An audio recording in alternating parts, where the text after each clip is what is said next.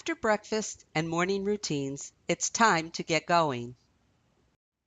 You and your child have a pleasant morning commute in the car on the way to childcare drop-off. All is well until it explodes. You enter your child's classroom, and as soon as your child's teacher approaches to take your child off your hands, he cries, clings to you for dear life, and refuses to let go.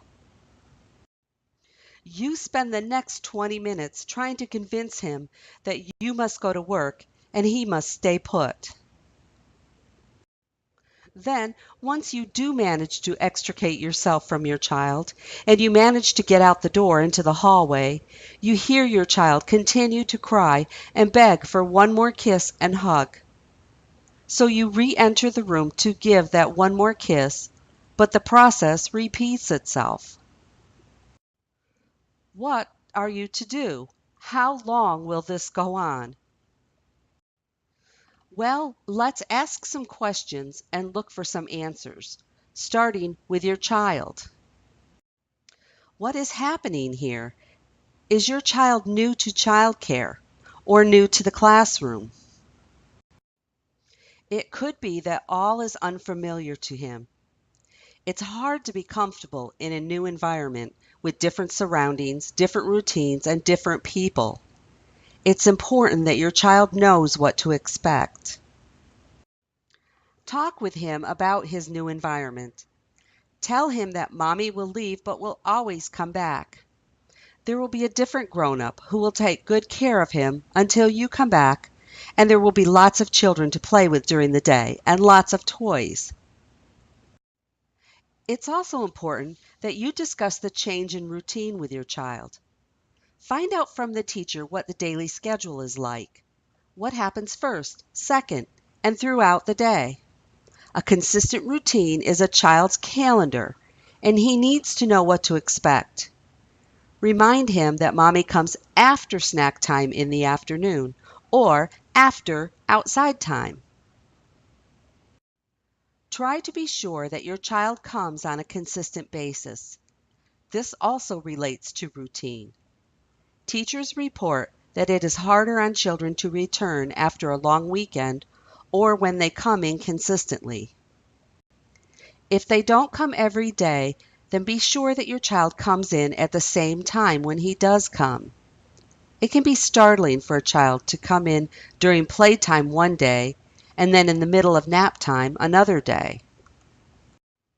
Has your child learned to manipulate the situation? A child will quickly pick up on the idea that if I cry hard enough, mommy will stay longer. If she leaves and she hears me cry really loudly and ask for one more kiss or hug, she will come back and I can get her to stay.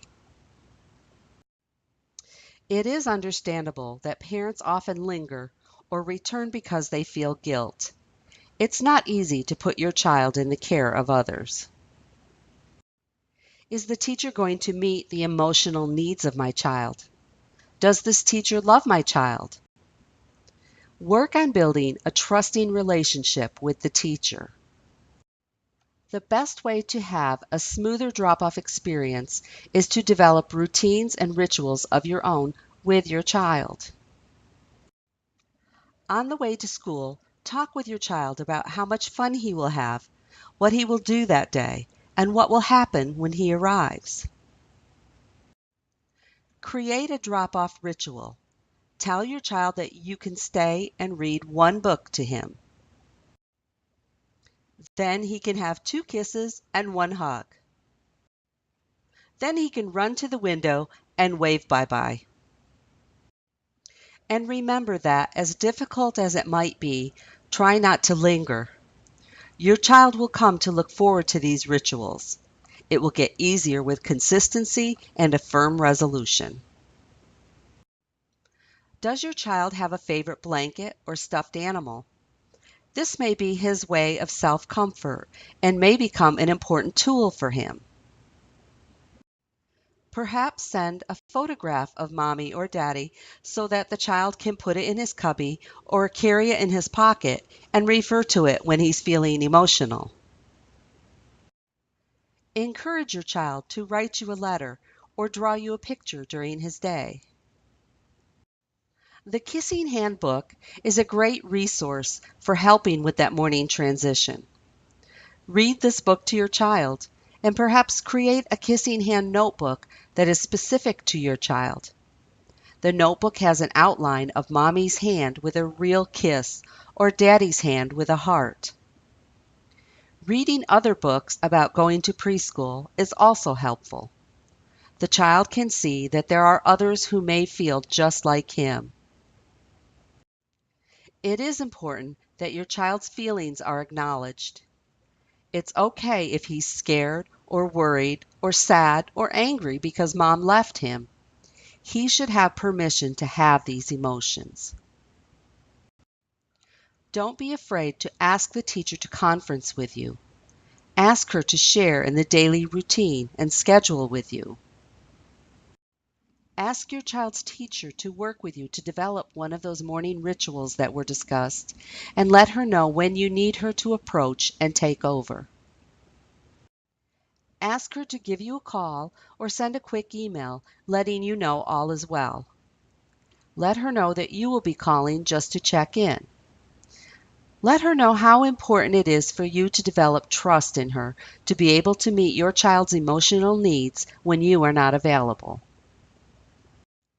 The goal is for you, your child, and your child's teacher to develop relationships and trust. If the child learns to trust the people in his life, as well as entrusting consistent routines, he may begin looking forward to each and every day. If you develop trust with your child's teacher, you will be more comfortable about leaving your child in their welcoming care.